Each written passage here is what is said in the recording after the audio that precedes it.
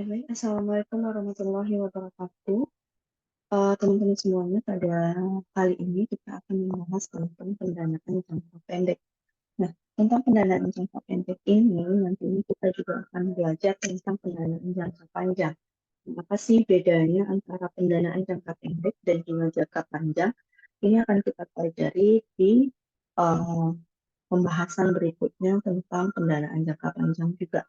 Nah, dari namanya saja, ya, pendanaan jangka pendek. Berarti jangka waktunya itu pendek. Nah, jangka waktu pendek ini bagaimana? Jangka waktunya adalah kurang dari 1 tahun. Sedangkan kalau pendanaan jangka panjang, bagaimana nantinya? Berarti waktunya itu juga panjang daripada jangka pendek. Nah, kita lihat satu-satu terlebih dahulu. Oke, yang pertama itu kita akan mempelajari tentang ya, ini. Nah, sumber dana jangka pendek itu, ya teman-teman, ini adalah sedikit pembahasan kita, ya. Apa aja sih yang kita bahas di sumber dana jangka pendek ini?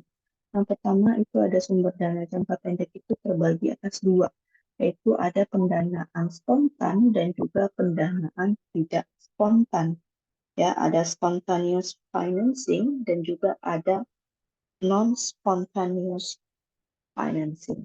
Nah, pendanaan yang spontan ini nanti juga akan terbagi atas dua contohnya. Yang pertama itu hutang dagang, dan yang kedua adalah aktual.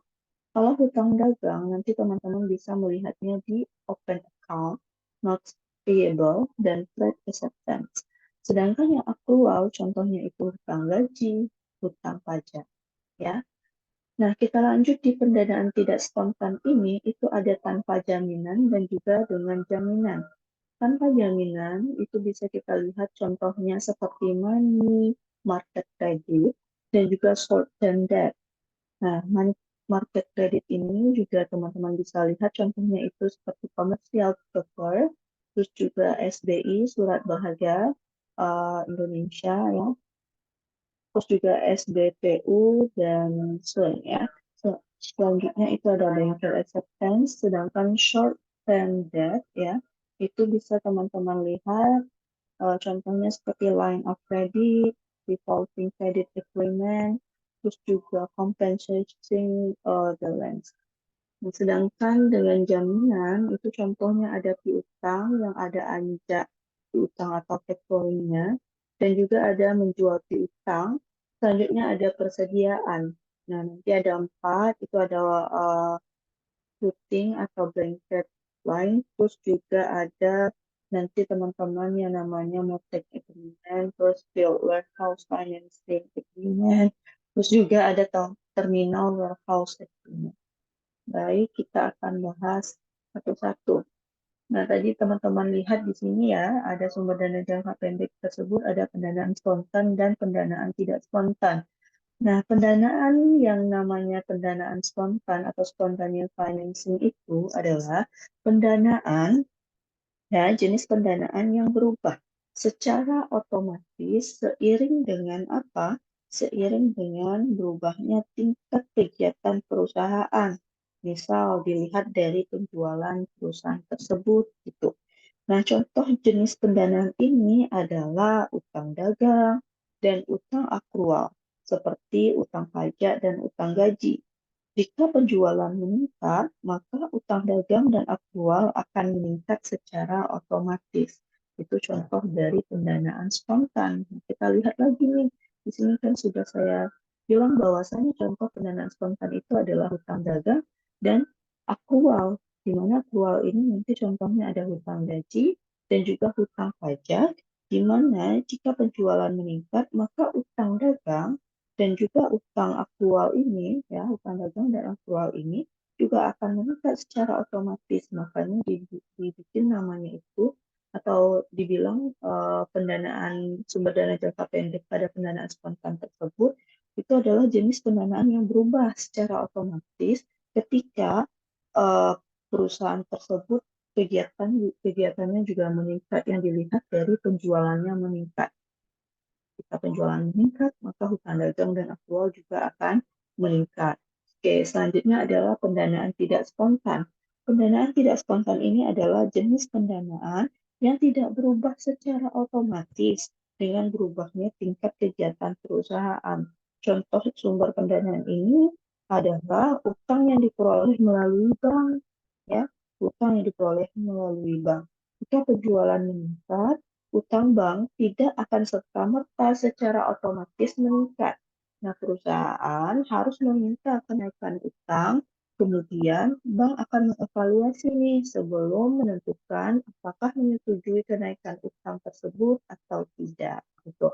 Itu adalah tipe pendanaan jangka pendek. Ingat, ada spontan dan tidak spontan. Kalau spontan itu dia ketika ya kegiatan perusahaan tersebut meningkat, maka pendanaan spontannya juga akan meningkat. Contohnya apa tadi? Hutang dagang dan aktual. Sedangkan pendanaan tidak spontan itu adalah jenis pendanaan yang berubah atau maksudnya ini tidak berubah ya. Ingat tidak berubah secara otomatis dengan berubahnya tingkat kegiatan perusahaan. Contohnya adalah hutang bank. Oke. Nah, selanjutnya kita sudah tahu tentang tipe dari pendanaan jangka pendek. Nah, lanjut kita akan membahas tentang jenis dari pendanaan spontan itu apa. Nah, yang pertama, jenis pendanaan spontan itu, yaitu jenis pendanaan ini mengikuti kegiatan perusahaan tadi ya. Contohnya itu adalah pendanaan spontan utang dagang dan rekening-rekening aktual seperti utang pajak dan utang upah. Tuh. Nah, utang dagang itu kan timbul nih. Kan ini contohnya adalah hutang dagang. Hutang dagang tersebut timbul karena perusahaan membeli pasokan dari supplier dengan kredit. Ya, hubungan semacam ini biasanya sudah terbina sejak lama. Jika perusahaan jika penjualan perusahaan diperkirakan akan naik, maka perusahaan akan memesan barang atau bahan, ya ada kebutuhan bahan mentah ya, itu yang lebih banyak dengan kredit ya. Jika supplier bersedia menjual dengan kredit untuk pemesanan yang lebih besar tersebut, maka secara otomatis supplier tersebut memberi dana untuk perusahaan. Hal inilah yang sebaliknya akan terjadi jika penjualan mengalami penurunan.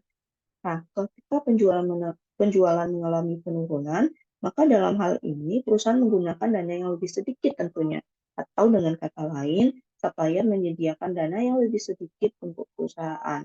Dengan demikian, utang dagang besar kecilnya berubah tergantung apa? Tergantung penjualan atau aktivitas dari kegiatan perusahaan tersebut. Tuh. Nah, contoh lainnya misalnya kita itu adalah rekening-rekening aktual. Nah, rekening aktual ini kan contohnya adalah utang pajak dan upah. Nah, utang pajak tersebut apa? Itu terjadi karena pajak dibayar setiap tanggal tertentu dalam satu tahunnya. Misalnya, itu bulan Maret, tuh, ya, bulan Maret. Nah, jika penjualan terjadi pada bulan Agustus, maka pada tahun berikutnya perusahaan akan menjual pajak ya dari penjualan bulan tersebut. Perusahaan mempunyai kesempatan untuk menggunakan dana tersebut dari bulan Agustus sampai dengan Maret. Jika penjualan mengalami kenaikan, maka secara otomatis utang pajak akan meningkat. Utang pajak tersebut merupakan sumber dana bagi perusahaan. Tentunya ada batas kebebasan bagi perusahaan. Nah, pada bulan Maret, perusahaan akan membayarkan pajak. Jadi, dengan kata lain, perusahaan tidak bisa menunda-nunda pembayaran tersebut. Hal yang sama terjadi dengan utang upah, ya, utang upah. Nah, utang upah ini misalnya kita hitung harian sebesar 20.000 misalnya ya per hari. Nah, pekerja masuk tetapi gaji dibayarkan pada akhir bulan. Nah, kalau seandainya semakin banyak kegiatan perusahaan atau penjualan perusahaan, secara otomatis kan uh, upah orang tersebut juga akan meningkat karena orang tersebut kita membutuhkan banyak karyawan ataupun jam kerja yang dibutuhkan untuk melayani konsumen dalam hal kegiatan perusahaan tersebut. Oke, selanjutnya adalah mengevaluasi tawaran potongan kas. Nah, potongan kas bisa dilakukan oleh perusahaan yang memberikan penjualan kredit atau kepada kreditor gitu. Eh, Penjualan kredit atau kreditor. Nah, tujuan potongan tersebut adalah agar debitur ini kan orang yang berutang kepada kita ya. Tujuannya adalah agar debitur melunasi utangnya lebih cepat. Jika tidak ada tawaran potongan kas, maka tidak ada biaya yang ditanggung oleh perusahaan atau kreditor. Nah, biaya ditanggung oleh kreditor itu ada tawaran potongan kas dan perusahaan atau debitur tidak memanfaatkannya, maka ada yang disebut dengan biaya kesempatan atau opportunity cost yang hilang. Misalkan perusahaan ditawari term kredit itu 2/10 N per 30. Nah, term itu tersebut mempunyai arti jika perusahaan melunasi utang dagang pada hari ke-10 atau sebelumnya, maka perusahaan akan memperoleh potongan sebesar 2%. Nah, ini kan teman-teman sudah pelajari ya, bahwasanya 2/10 itu maksudnya adalah ketika kita melunasi utang ya pada jangka waktu sebelum tanggal 10 atau pas hari tanggal 10 tersebut, ya, hari ke-10 tersebut, maka kita akan dapat potongan sebesar 2%. Tetapi kalau kita melebihi jangka waktu 10 itu N per 30, maka kita tidak mendapatkan kredit, tidak mendapatkan diskon dari utang atau kredit kita tersebut. Ya. Oke, lanjut. Bagaimana sih cara mengevaluasi tawaran potongan kas tersebut? Nah, caranya itu adalah kita dapat menggunakan perhitungan tingkat bunga sederhana. Contoh apa maksudnya di sini? Ya, caranya itu adalah dengan rumus ini, teman-teman. Bunga tahunan atau KD tersebut sama dengan persentase dari diskon per 100% dikurang dari persentase dari diskon. Dikali dengan 360 hari per tanggal pembayaran dikurang dengan periode diskon. Nah, contoh soal, ya, contoh soalnya itu adalah perusahaan hitam putih melakukan sejumlah pembelian barang secara kredit dengan syarat potongan harga sebesar 2% jika perusahaan melunasi utangnya sebelum tanggal 10. Berarti kan ini 2/10 ya. Dan utang dagang tersebut akan jatuh tempo dalam waktu 30 hari. Berarti 2/10 N per 30 gitu. Hitunglah biaya bunga efektif dari penawaran tersebut. Nah, kita ketahui bahwasannya persentase diskonnya adalah 2%. Maka persentase diskon di sini kita tulis 2% per 100%, ini udah ada rumusnya, dikurang dengan 2% dikali dengan 360 hari. Nah, karena jangka waktu tanggal pembayaran tersebut jatuh tempo 30 hari, maka kita gunakan 30 dikurang dengan periode diskonnya adalah 10 hari. Makanya 30 kurang 10.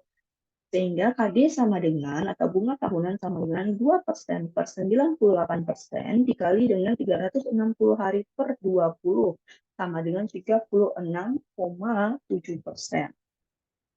Nah, perhitungan di atas ini atau perhitungan sudah kita cari tadi menggunakan tingkat bunga sederhana, tidak memasukkan efek penggandaan di sana. Nah, jika ingin menggunakan efek penggandaan, maka hasilnya akan menjadi sebagai berikut ini yang di bawah ini, teman-teman, yaitu KD sama dengan 1, ya, dalam kurung 1 ditambah 2. Nah, yang kita cari tadi ini.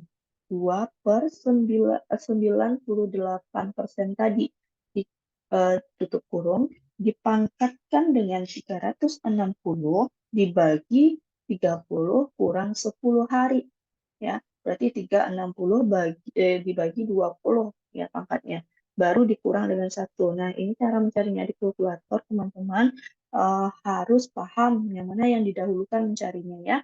Nah, maka kita akan dapatkan bahwasannya KD atau bunga tahunan itu yang sudah digandakan tadi sebesar 43,86% seperti itu. Oke, selanjutnya jika tidak memanfaatkan potongan kas gimana? Maka jika tidak memanfaatkan potongan kas, perusahaan bisa menurunkan biaya kesempatan yang hilang dengan cara apa? Dengan cara memperpanjang masa pembayaran atau yang dinamakan dengan stretching atau tingkat bunga efektif melalui strategi stretching ini itu adalah dengan cara membayar sesudah jatuh tempo gitu. Nah, kita lihat di sini ya teman-teman bagaimana sih strategi stretching itu. Nah, di sini kita lihat jangka waktu utang dagang ada 30, 35, 40, 45 hari, 50, 55, sampai 60 hari ya. Nah, nilai tingkat bunga efektif di sini jika teman-teman lihat semakin jangka waktu utang dagang itu lama, maka tingkat bunga efektifnya itu semakin menurun. Jadi nilai dari tingkat bunga efektif atau biaya kesempatan akan semakin menurun dengan semakin panjangnya masa jatuh tempo. Oke. Nah, lanjut, bagaimana sih hubungan tingkat bunga efektif dan jangka waktu utang dagang? Nah, teman-teman perhatikan di sini bahwasanya tingkat bunga itu semakin menurun. Ya, tingkat bunga itu semakin menurun nih. Tetapi dengan tingkat penurunan yang semakin kecil di sini. Nah, dalam beberapa situasi, upaya stretching ini ya itu barangkali bisa dilakukan. Nah, supplier nanti akan membiarkan faktor tersebut, tetapi dalam situasi lain, upaya dari stretching semacam ini itu tentu saja akan membuat supplier tidak senang. Dengan demikian, perusahaan harus memperhatikan efek negatif dari stretching semacam ini, gitu ya. Oke, lanjut kita akan membahas tadi sudah membahas tentang pendanaan yang spontan. Sekarang kita membahas tentang pendanaan tidak spontan. Oke, pendanaan tidak spontan. Nah, pendanaan tidak spontan itu berbeda dengan pendanaan spontan, di mana pendanaan ini tidak spontan, tidak berubah secara otomatis meskipun terjadi perubahan penjualan. Jadi tidak ada hubungannya dengan aktivitas dari apa? Oke, dari perusahaan gitu atau dari penjualan perusahaan. Oke, sebentar, ini kita nah, ini apa aja sih contohnya dari pendanaan tidak spontan ini? Tadi sudah kita jelaskan bahwasanya ada commercial papers, terus juga ada pinjaman kredit, ada factoring, menjaminkan piutang, menjaminkan barang dagangan, dan akseptansi bank. Ini akan kita bahas satu-satu nih. C, yang pertama commercial paper. Nah, commercial paper ini ya teman-teman, itu perusahaan besar bisa mengeluarkan instrumen CP ini atau commercial paper ini untuk memenuhi kebutuhan dana mereka, gitu ya. Nah, CP ya commercial paper ini nanti kita akan singkat dengan CP atau CP itu merupakan surat utang jangka pendek, jangka waktunya itu 30 sampai 90 hari tanpa jaminan yang dikeluarkan oleh perusahaan besar dan dijual langsung ke investor. Biasanya hanya perusahaan besar yang bisa mengeluarkan CP. Nah, penjualan tersebut bisa melalui bursa keuangan atau langsung ke calon pembeli potensial atau investor. Komersial paper ini merupakan alternatif dari utang jangka pendek yang diperoleh melalui bank. Nah, instrumen dari CP ini dijual langsung ke investor dengan demikian instrumen tersebut tidak melewati perantara keuangan atau finansial intermediary, misalkan perbankan. Itu. Nah, intermediasi dan disintermediasi dalam kondisi CP ini bagaimana? Nah, kalau seandainya kita menggunakan bank, ya, kita menggunakan bank di sini, itu maka perusahaan akan ada split-nya, yaitu misalkan misalnya perusahaan maupun investor dapat keuntungan setelah proses disintermediasi. Nah, ini. Jadi perusahaan lebih lebih untung jikalau dia melakukan itu langsung komersial papernya tanpa adanya perantara. Nah, investor bisa memperoleh tingkat bunga yang lebih tinggi, sedangkan perusahaan bisa memperoleh tingkat bunga yang lebih rendah. Namun, jika pinjaman dilakukan melalui bank, ya kita lihat di sini melalui bank, maka bank akan mengambil splitnya, keuntungannya sebesar berapa? Yaitu kalau pinjamannya adalah 20%, ya terus di sini di kelas tersebut adalah 14%, di sini maksudnya ini gini, teman-teman. Nah, bank ketika itu dia meminjamkan ke perusahaan itu bunganya misalnya 20%, ya. Perusahaan akan mengembalikan kepada bank. Nah, bank akan melakukan deposito. Nah, investor itu intinya itu akan orang yang mendeposito itu kan akan memberikan kas kepada bank itu nanti bunganya misalnya 14%. Jadi bank tersebut akan memperoleh keuntungan sebesar splitnya itu 6% gitu. Nah, jadi jika pinjaman dilakukan melalui bank, maka bank akan mengambil split sebesar 6% tersebut yang mengakibatkan kenaikan tingkat bunga pinjaman menjadi 20% atau semakin rendahnya bunga yang diperoleh oleh investor gitu. Nah, selisih 6% ini merupakan split bank yang merupakan pendapatan bank dari kegiatan intermediasi gitu. Oke, lanjut. Bagaimana sih cara menghitung tingkat bunga efektif pinjaman kredit? Ya. Nah, yang pertama, ya teman-teman ya, itu kita ketahui bahwasannya bunga ya bunga tersebut atau biaya efektif itu diperoleh perusahaan akan tergantung dari beberapa faktor seperti tingkat bunga pinjaman bank, tingkat bunga pinjaman, saldo kas minimal, dan biaya lainnya. Nah, ya, pinjaman kredit ini berasal dari lembaga keuangan, bisa dari bank dan lembaga keuangan non-bank, ya, seperti itu. Nah, bagian ini nanti akan memfokuskan pada pinjaman bank. Pinjaman bank jangka pendek biasanya difokuskan pada pinjaman self-liquidating, di mana aset yang dibeli dengan menggunakan dana pinjaman diharapkan menghasilkan aliran kas yang cukup untuk melunasi pinjaman tersebut. Nantinya teman-teman apa akan mengetahui ada dua jenis pinjaman dari bank. Yang pertama adalah kredit transaksi, yaitu kredit yang ditujukan untuk tujuan spesifik tertentu. Nah, untuk memperoleh kredit ini, surat utang ditandatangani. Tuh. Nah, surat tersebut menyatakan jumlah yang dipinjam, tingkat bunga pinjaman, jangka waktu, dan schedule pembayaran. Nah, kalau ada jaminan, maka disebutkan jaminannya apa, dan kondisi atau ketentuan lain yang disepakati oleh kedua pihak. Selanjutnya adalah kredit lini. Kredit lini ini adalah dengan pinjaman ini, peminjam bisa meminjam sampai jumlah maksimum tertentu yang menjadi platform atau batas atas dari pinjaman. Sebagai contoh nantinya, perusahaan meminjam line of credit atau kredit lini ini dengan platform misalnya 1 miliar rupiah selama setahun. Perusahaan bisa mengambil pinjaman sejumlah 1 miliar tersebut atau kurang selama tahun tersebut. Pembayaran bisa dilakukan sesuai dengan kesepakatan, tetapi pada akhir kontrak semua pinjaman harus dilunasi. Nah, perjanjian tersebut bisa dibuat informal, bisa juga dibuat formal. Perjanjian formal berarti mengikat dan mempunyai konsekuensi. Sebagai contoh, bank harus bersedia memberi pinjaman sampai batas atas yang ditetapkan. Konsekuensinya apa? Adalah perusahaan mungkin harus membayar komitmen fee kepada bank untuk jumlah yang diambil untuk jumlah yang tidak diambil sebagai pinjaman gitu. Nah, contohnya misalkan perusahaan mengambil pinjaman sebesar 10 juta. Tingkat bunga pinjaman nominal adalah 20% per tahun. Perusahaan meminjam selama 3 bulan nih. 1 tahun diasumsikan adalah 360 hari. Bunga dihitung sebelum pajak. Bunga ini dihitung sebelum pajak. Berapa tingkat bunga efektif atau TBE yang dibayarkan oleh perusahaan tersebut? Nah, cara menjawabnya itu, kan kita ketahui bahwasanya bunganya ini adalah 20% per tahun. Karena ini 20% per tahun, padahal kita itu jadi patokannya adalah hari, maka kita jadikan dulu ke hari untuk mencari bunganya per harinya itu berapa.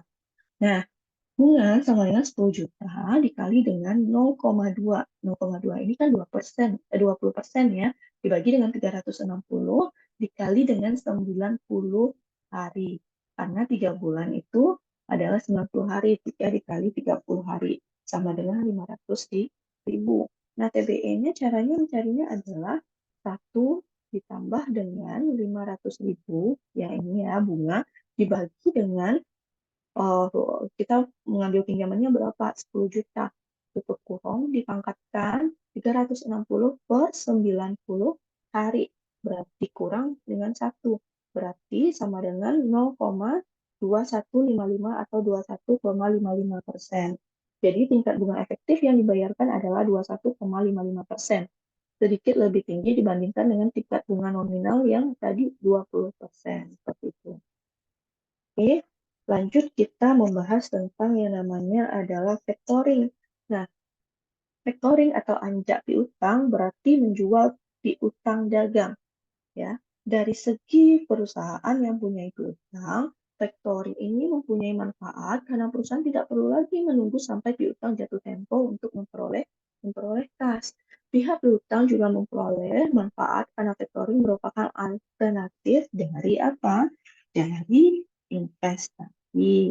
Nah, kita lihat di sini ada bagan nih. Ya, ada pihak 1, pihak 2, pihak 3. Jadi, dalam factoring ini ada 3 pihak yang terlibat. Yang pertama, pihak satu adalah pihak yang menjual piutang dan membutuhkan dana tunai, gitu. Nah, pihak dua adalah pihak yang berutang pada pihak satu, yaitu pihak dua. Dan pihak tiga adalah pihak yang membeli piutang dan memberikan kas kepada pihak satu, yaitu pihak tiga. Pihak ini disebut dengan vektor. Ya. Nah, factoring ini bermula dari penjual kredit yang mengakibatkan, ya, factoring ini bermula dari penjualan kredit yang mengakibatkan timbulnya piutang dagang gitu. Nah, perusahaan mempunyai piutang, ya pihak satu ini mempunyai piutang, barangkali membutuhkan dana cepat untuk mendanai kegiatan operasionalnya. Nah, pihak satu tersebut bisa menjual piutang dagang ke faktor atau perusahaan anggap piutang, yaitu pihak dua, ya, pihak dua ini menjual piutangnya ke pihak dua. Nah, pihak dua ini memberikan kas kepada pihak satu. Jadi nanti dia akan memberikan uang tunai kepada pihak satu. Nah, sekarang piutang menjadi milik pihak dua ini. Ya, pihak tiga melakukan penagihan piutang kepada pihak dua. Dan pihak dua ini akan membayar piutang kepada pihak tiga.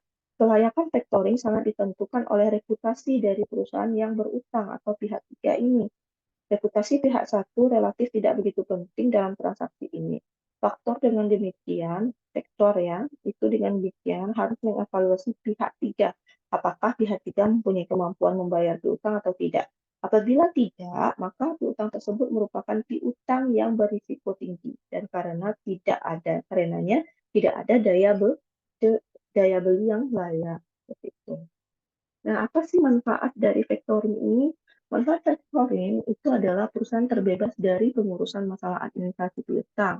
Dengan factoring, buku besar piutang biasanya dipegang oleh si faktor. Nah, dua, perusahaan terbebas dari risiko piutang macet. Tiga, perusahaan bisa memperoleh dana dengan jaminan piutang.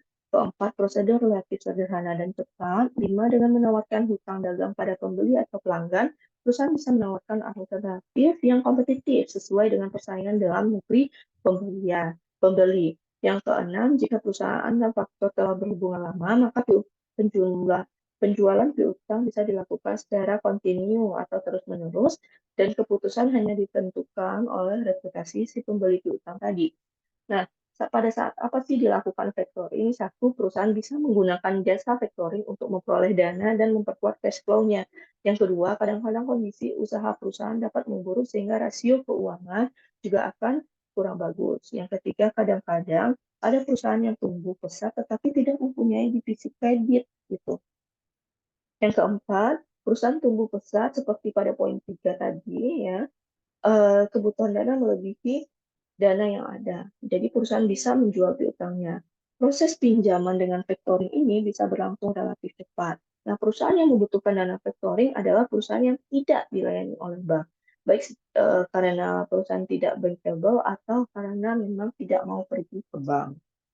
Oke, jadi ini adalah perusahaan atau situasi di mana factoring tersebut digunakan. Ada lima situasi. Oke, setelah itu kita akan membahas tentang pembiayaan dari factoring ini. Nah, biaya komisi, ya, pembiayaan factoring ini kita lihat adanya satu biaya komisi penjualan atau factoring commission, yaitu dibebankan karena fungsi pengawasan piutang beralih kepada si faktor. Faktor nanti memelihara buku besar piutang yang dijual, mengambil alih risiko piutang, dan juga melakukan penagihan piutang. Nah, yang kedua, biaya bunga dihitung dimulai pada saat pemberian dana ke perusahaan sampai pada saat pembayaran piutang ke faktor. Secara umum, biaya bunga factoring biasanya lebih tinggi dibandingkan dengan biaya bunga bank. Hal ini terjadi karena risiko factoring lebih tinggi dibandingkan dengan risiko kredit bank. Nah, langsung kita ke contoh. Diketahui piutang dagang dijual dengan diskonto 2,5% per bulan. Ya. Lalu, sebagai tambahan, faktor akan membebani komisi 1,5% pada pendanaan non-recourse.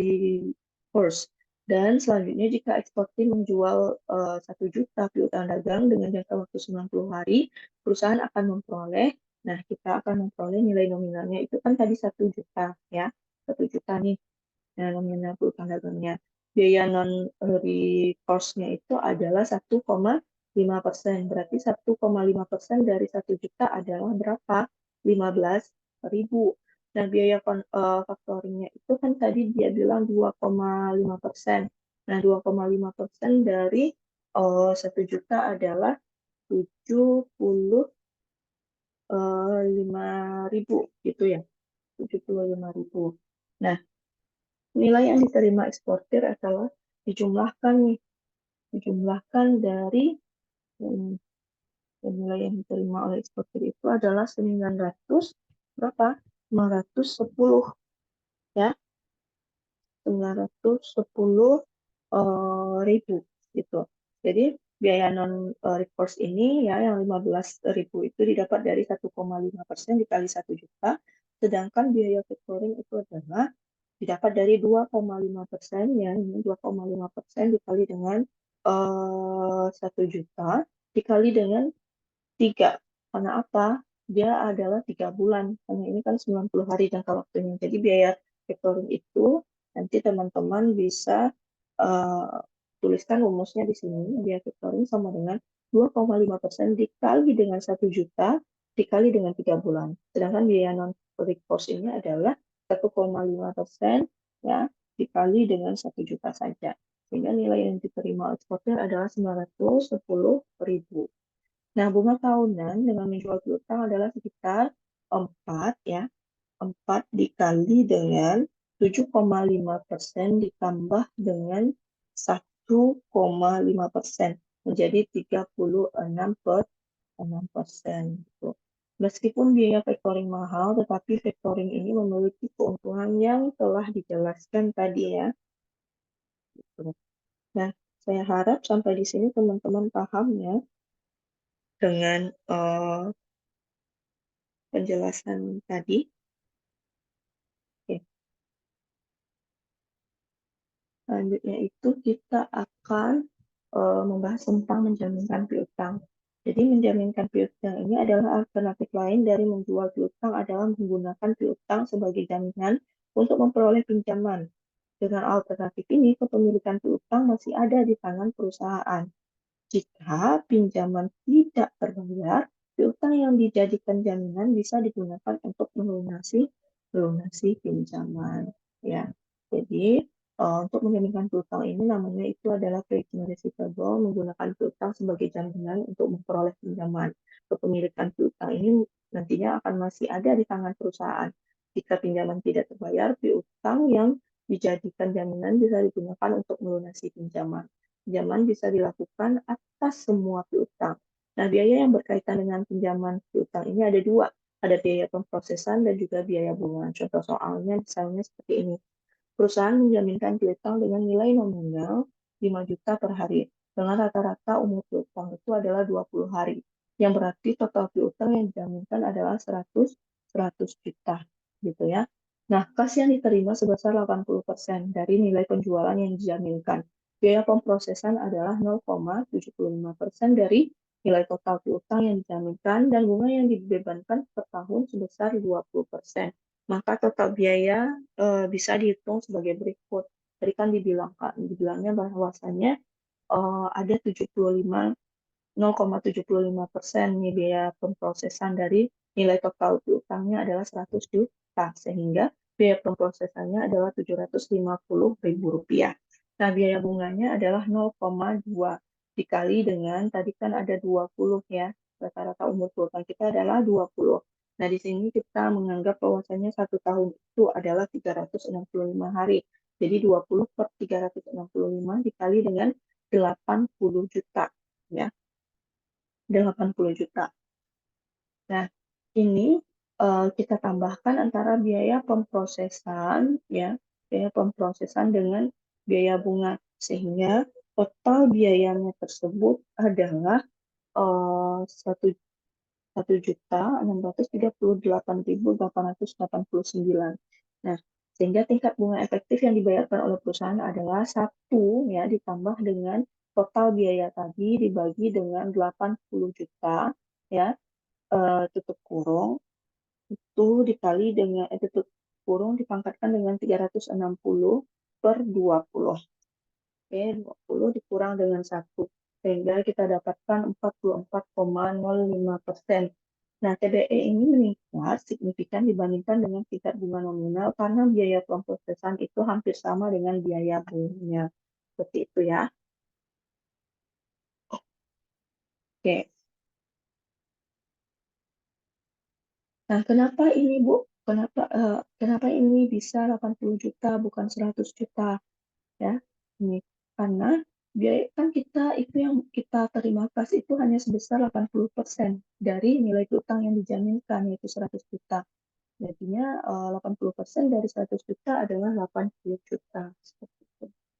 Ya, lanjut kepada menjaminkan barang dagangan atau persediaan. Nah, prosedur yang dipakai akan sama dengan penjaminan piutang.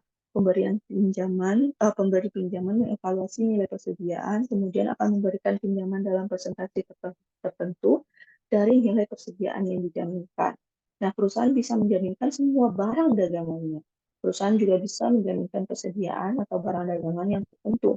Nah, pemberi pinjaman bisa mengundang pihak ketiga yang independen untuk memastikan penjualan barang dengan dagangan akan digunakan untuk melunasi pinjaman. Total biaya itu, ya biaya barang dagangan ini itu adalah dua. Ada biaya proses atau ADM dan biaya bunganya nanti. Nah, sedangkan akseptansi bank itu adalah pernyataan kesanggupan bank pengakses untuk melakukan pembayaran atas suatu wesel berjangka yang diterbitkan oleh yang namanya itu eksportir pada saat jatuh tempo dari si wesel ini. Nah, oke. Sedangkan proses penciptaan akseptansi bank ini adalah dimulai dari perintah membayar terhadap suatu bank atau sejumlah uang atas sejumlah uang tertentu pada beberapa periode mendatang. Terus perusahaan yang mempunyai surat perintah tersebut bisa menjual ke pihak lain dengan cara diskonto. Nah, perusahaan bisa membeli itu uang lebih cepat, sedangkan pihak yang membeli memperoleh pendapatan bunga, yaitu selisih dari nilai nominal dengan harga jual. Akseptansi bank ini merupakan cara yang cukup populer untuk mendanai transaksi ekspor-impor. Instrumen akses biasanya berjangka waktu 30 sampai 270 hari dengan kebanyakan 90 hari. Makanya di sini dia tetap menjadi utang pendanaan jangka pendek karena kurang dari 360 hari atau 1 tahun. Nah, jangka waktu ini bisa dinegosiasi agar sesuai dengan jangka waktu datangnya barang gitu. Nah, contohnya apa? Misal draft meminta pembayaran sebesar 1 juta. Bank importir membebani biaya komisi 1,5%. Jangka waktu draft adalah 60 hari. Jika eksportir memutuskan untuk menahan akseptansi sampai jatuh tempo, eksportir akan menerima secara diskonto sebesar apa? Nilai nominalnya kan 1 juta. Jadi komisi adalah 1 juta dikurangi dengan 1,5% tadi dikali dengan 60 hari per 360 dikali 1 juta. Ya, makanya di sini komisinya adalah 2.500. Nah, nilai bersih komisi adalah dikurangkan nilai nominal dengan komisi tadi, sehingga nilai bersih komisi tersebut adalah 997.500 rupiah. Nah, 1 tahun diasumsikan 360 hari. Komisi yang akan diterima oleh bank adalah 2.500. Misalkan bunga untuk akseptansi bank adalah 6%, jika eksportir memutuskan menjual akseptansi tersebut, maka ia akan menerima sebesar apa? Nilai bersihnya adalah tadi kan 997.500. Maka bunganya adalah 1 juta dikali dengan 6% dikali dengan 60 hari.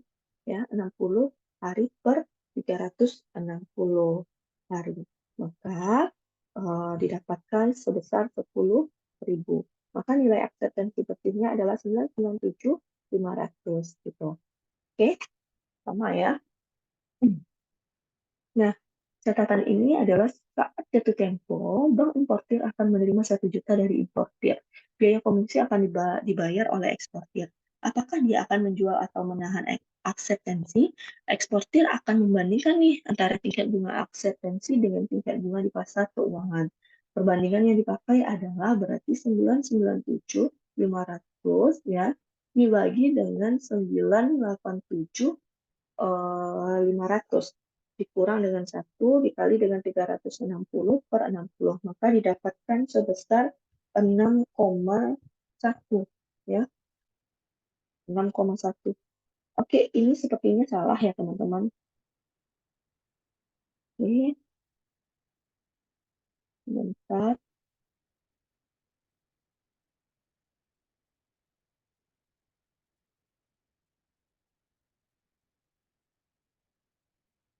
Nah, ini sebenarnya adalah apa? 987 ya, karena 997 dikurang 10.000 adalah 987, makanya di sini 987. Jadi ini butuh koreksi sedikit, 987.500. Makanya di sini perbandingannya adalah 997 yang ini 500 per 987.500. Oke, didapatkan 6,1%. Nah, jika tingkat bunga ya di pasar keuangan lebih dari 6,15, maka eksportir lebih baik mendiskontokan akseptansinya dan investasikan di luar dengan tingkat bunga yang lebih tinggi. Jika tingkat bunga lebih kecil dari 6,1%, eksportir itu lebih baik menahan akseptansi dan memperoleh bunga dari akseptansi tersebut. Gitu. Oke, lanjut kita akan membahas tentang repo. Nah, repo ini adalah repurchase agreement atau RA, merupakan kependekan dari repurchase agreement ya, repo ini. Nah, repo tranche itu adalah jangka waktunya itu sama seperti repo biasa, hanya jangka waktunya lebih panjang, besar dari 30 hari. Nah, reverse repo itu merupakan kebalikan dari repo. Jadi, di sini dealer mencari pihak yang mempunyai surat berharga kemudian membeli surat berharga tersebut. Jika dealer tidak mampu melunasi kewajibannya, maka investor tidak bisa memperoleh kembali surat berharga yang telah dibeli sebelumnya. Nah, cara tersebut memiliki risiko, yakni dealer menggunakan surat berharga jaminan tersebut untuk memasuki kontrak repo dengan repo yang lain dengan investor lain. Jika repo tersebut pendek, maka surat berharga yang dijaminkan menjadikan jaminan barangkali tidak perlu berpindah tangan secara fisik. Makanya itu tuh cara tersebut memiliki risiko, yakni dealer menggunakan surat berharga jaminan tersebut untuk memasuki kontrak repo yang lain dengan investor yang lain. Gitu. Nah, terakhir kita akan melihat evaluasi sumber jangka pendek ini, pendanaan jangka pendek ini dari strategi pendanaan. Oke. Jadi untuk menentukan sumber pendanaan jangka pendek mana yang sebaiknya digunakan, itu manajer keuangan bisa mengevaluasi dengan menggunakan kerangka yang 4 ini. Bisa dari strategi pendanaan, dari biaya kita lihat, terus dari ketersediaan, dan dari fleksibilitas. Kalau strategi pendanaan itu adalah manajer keuangan bisa memilih strategi pendanaan yang agresif, moderat, dan konservatif. Nah, ini teman-teman pasti sudah belajar di MK1 ya, agresif itu apa, moderat itu apa, dan konservatif itu apa. Nah, masing-masing akan mempunyai konsekuensi yang berbeda. Dengan strategi aktif, manajer keuangan akan menggunakan pendanaan jangka pendek yang lebih besar dibandingkan dengan jangka panjang. Ya, karena tingkat bunga pinjaman jangka pendek lebih kecil dibandingkan dengan tingkat bunga pinjaman jangka panjang. Gitu. Itu yang agresif nih, yang aktif gitu ya. Sedangkan kalau konservatif berarti dia lebih banyak menggunakan jangka panjangnya. Karena tingkat bunga jangka panjang tersebut ya itu lebih besar. Itu. Selanjutnya adalah biaya. Seperti dijelaskan di bagian sebelumnya, ya, itu manajer keuangan perlu menghitung biaya-biaya pendanaan yang meliputi biaya bunga dan biaya lainnya. Biaya efektif yang benar-benar dibayar yang seharusnya diperhatikan oleh manajer keuangan itu yang harus diperhatikan. Biaya efektifnya berapa? Nah, di samping biaya eksplisit, manajer keuangan juga harus melihat biaya implisitnya yang sulit dihitung. Nah, misalkan apa? Sebagai contoh, menggunakan strategi stretching tadi bisa menurunkan biaya utang dagang. Nah, biaya eksplisit bisa dihitung, tetapi strategi tersebut bisa menurunkan reputasi perusahaan. Reputasi perusahaan yang turun merupakan contoh biaya implisit tadi, karena tidak bisa dihitung langsung. Meskipun demikian, biaya implisit ini juga harus diperhitungkan dalam melakukan analisis jika perusahaan ingin melakukan sumber pendanaan jangka pendek. Nah, ketersediaan. Ketersediaan itu adalah suatu alternatif barangkali memberikan biaya yang murah dan selayaknya dipilih. Tetapi kalau perusahaan tidak bisa mengakses alternatif tersebut, maka perusahaan tidak bisa menggunakannya. Sebagai contoh, misalnya komersial paper tadi ya, biasanya diterbitkan oleh perusahaan besar yang sudah punya nama. Nah, perusahaan kecil dengan demikian tidak bisa menggunakan yang komersial paper tadi, gitu. Karena bankers acceptance biasanya itu digunakan untuk perdagangan ekspor impor, ya. Jadi kalau seandainya kita perusahaan kecil ya jangan macam-macam lagi gitu ya. Nah, selanjutnya adalah fleksibilitas. Nah, manajer keuangan secara umum menginginkan fleksibilitas meskipun melakukan pinjaman. Nah, pendanaan spontan atau utang dagang atau utang gaji tadi contohnya atau utang aktual tadi ya, itu menyediakan sumber dana yang spontan sehingga cenderung meningkatkan fleksibilitas. Nah, alternatif utang bank barangkali akan mengurangi fleksibilitas jika bank menerapkan banyak ketentuan. Nah, pinjaman line of credit bisa menggunakan fleksibilitas bisa meningkatkan fleksibilitas dibandingkan dengan pinjaman transaksi.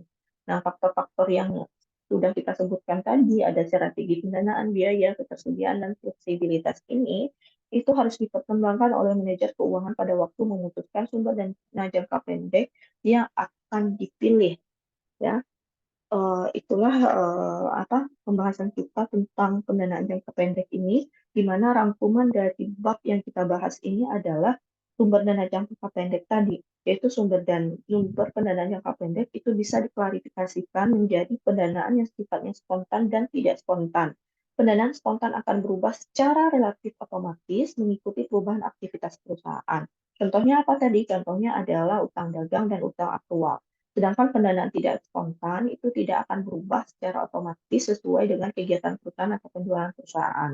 Sebagai contoh, sumber pendanaan tersebut adalah utang bank. Ada beberapa sumber pendanaan jangka pendek seperti bersiap paper atau seperti tadi, pinjaman dari bank, factoring, menjual piutang dagang tadi ya, menjaminkan piutang dagang, menjaminkan persediaan, dan repurchase agreement atau repo. Dalam mengevaluasi sumber dana, ya, pendanaan jangka pendek, itu tingkat bunga efektif penting diperhatikan. Tingkat bunga efektif adalah tingkat bunga yang secara efektif dibayarkan oleh peminjam atau ditawarkan oleh pemberi pinjaman. Itulah pembahasan kita pada hari ini. Terima kasih teman-teman atas perhatiannya. Wabillahi taufiq wal hidayah. Assalamualaikum warahmatullahi wabarakatuh.